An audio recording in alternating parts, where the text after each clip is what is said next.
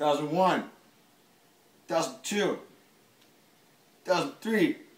Oh, hey, I didn't see there. I don't know if you heard, but I just hit 1,000. I'm Jeff Lunsk.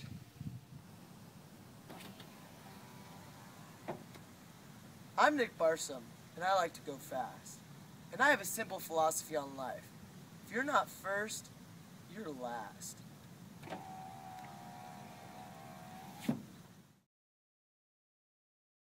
Do you know what Supreme Court case set a precedent for abortion in the United States? Roe versus Wade. And do you know what the ruling was on that? What do you mean? Like Was it- specifically, or was it- which side? Yeah, like which side did it favor? It was the lady who was trying to get the abortion.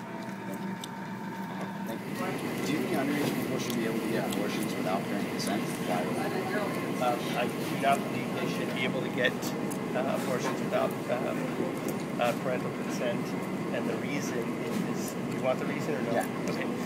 The reason is because what do they call it? The school nurse can't even give out aspirin without a parent's consent.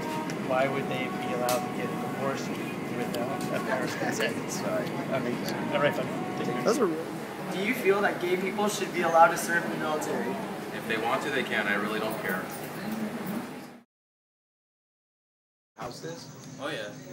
Nancy Pelosi. Having one of the largest populations in the United States, how many senators does California have? About 23, I think. Thanks. You're welcome. What are the first 10 amendments of the Constitution called?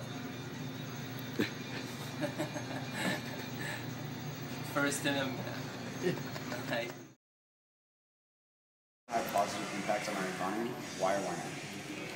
I would say honestly it's probably hard to judge because I would guarantee, or I would assume that the stimulus bill probably helped in certain areas and didn't help in other areas. Anytime when you have an economy like that big and you're giving so much pouring money into it, usually it'll benefit some, but you have to give from something else.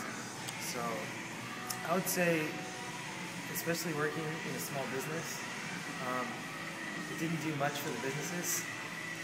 As a resident, I know it didn't do a whole lot for residents, but I'm sure there are probably certain categories or certain classes of people that benefited, but for the majority of our economy, I'd probably say it hasn't had much of an impact.